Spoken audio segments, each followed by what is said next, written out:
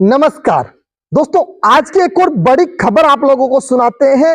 जिसने राम को लाया उसको राम लल्ला लेके आएंगे। चुनाव स्टार्ट होते ही एक ये बड़ा फेमस डायलॉग हुआ था, फेमस नारा लगा था कि जिसने राम को लाए हैं उसको राम लल्ला लेके आएंगे। श्री राम जी के नाम से वोट मांगे गए, श्री राम जी के नाम से लोगों से 400 पार सीटें जीतने के दावे या वादे किए गए।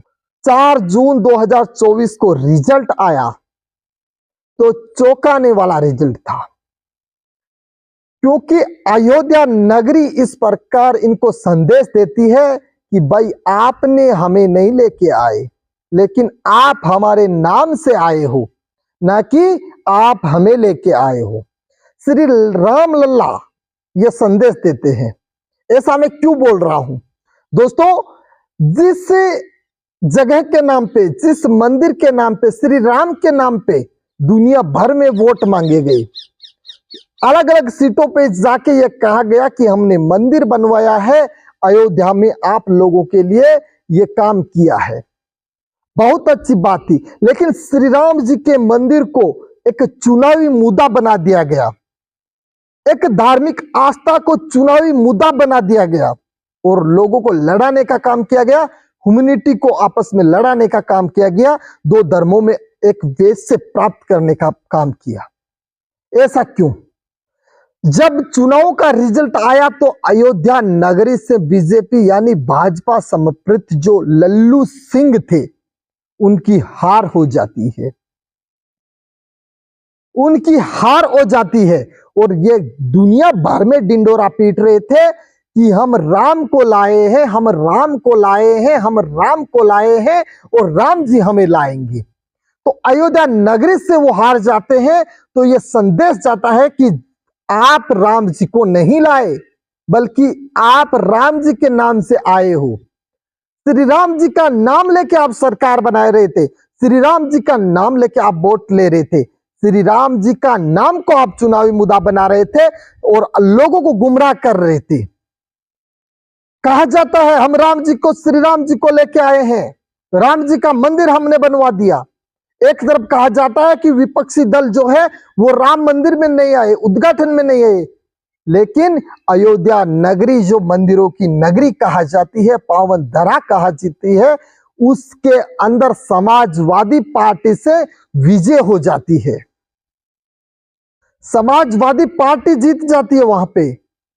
तो ये एक बहुत ही बड़ा सोचने वाला विषय है कि हम जो अलग अलग राज्यों में रहते हैं उन लोगों के लिए बड़ा संदेश है कि भाई विकास के नाम पे वोट दे दीजिए, लेकिन आप किसी को धार्मिक आस्था में उलझा के वोट नहीं ले सकते, लोगों को धर्म के नाम पे बांट के वोट नहीं ले सकते।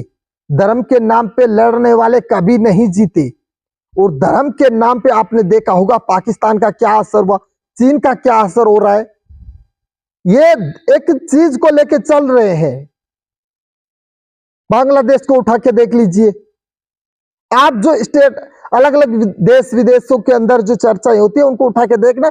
एक धर्म को लेके जिस देश के अंदर राजनीति हुई है वहां पे उस देश की अर्थव्यवस्था डगमगाई है।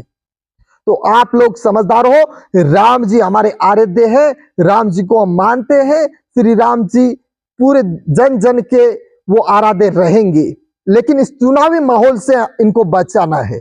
और वैसा ही अयोध्या नगरी के अंदर हो गया कि जिसके नाम से वोट मांगे गए थे, कहा गया कि हमने राम लल्ला को यहाँ पे लाके विराजमान कर दिए, टेंट से हमने मंदिरों में लाके खड़े कर दिए। तो भाई ऐसा कभी नहीं होगा, विकास आप लोगों को करना होगा और साथ ही विकास करने के साथ में आप धार्मिक आस्था के ऊपर ये चुनावी मुद्दे नहीं खेल सकते।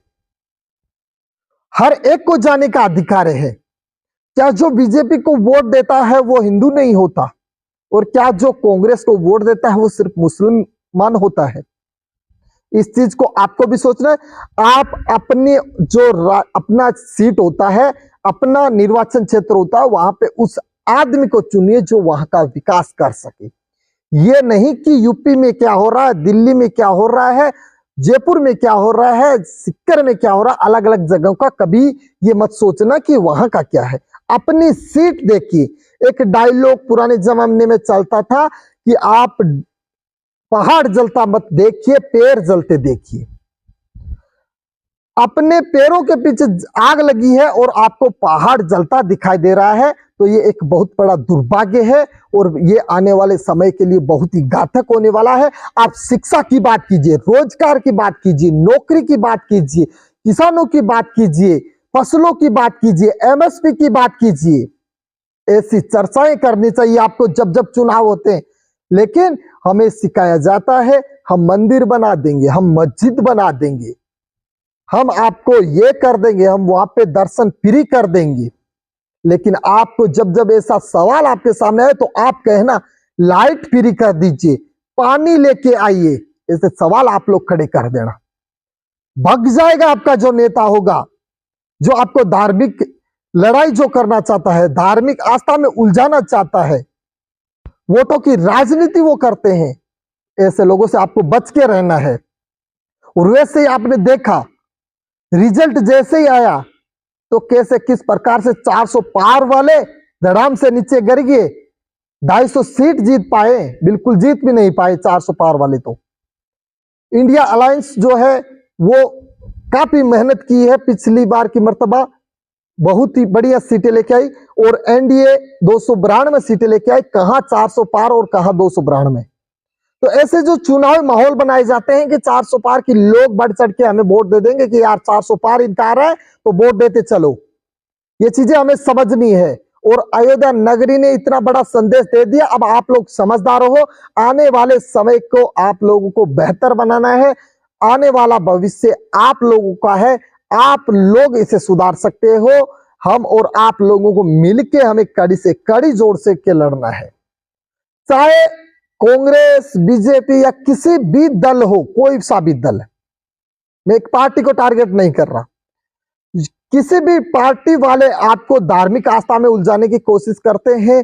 चाहे सिखों की बात होती है, चाहे किसी की भी बात होती है, चाहे हिंदू की बात होती है, चाहे मुस्लिम की बात होती है, चाहे जातियों में बांटा जाता है, राजपूत, जाट, गुज्जर, अलग अलग जातियों में बांटा जाता है, यादव, अलग अलग चीजों में, तो आप लोगों को इनसे बचना है। क्योंकि आप लोग इनमें उलझोगे तो आप अपना भविष्य तय नहीं कर सकते, शिक्षा की बात नहीं कर सकते, आप उनसे रोजगार की बात नहीं कर सकते, विकास की बात नहीं कर सकते। क्योंकि आप लोग इसमें दब जाओगे कि आपकी पार्टी के नाम से, आपकी जात के नाम से वोट मिले हैं, आपके धर्म के नाम से वोट मिले हैं, आपके धर्म की हमने आवाज उठाई थी। ये चीजें हमें समझना है और लोगों को समझाना है। समझाने का काम आप लोग कर सकते हो। वीडियो को शेयर कर देना, वीडियो को घुमा देना मेरे भाई। बड़ा सवाल था, अयोध्या नगरी से संदेश आया था, तो वीडियो का को आप स्टेटस लगाइए, व्हाट्सएप ग्रुप में सेंड कर दीजिए, यूट्यूब पे सेंड कीजिए, फेसबुक स्टोरी सब पे लगाइए, तो बिल्कुल शेयर कर दीजिए। धन्यवाद। इस वीडियो में इतना ही। राम राम।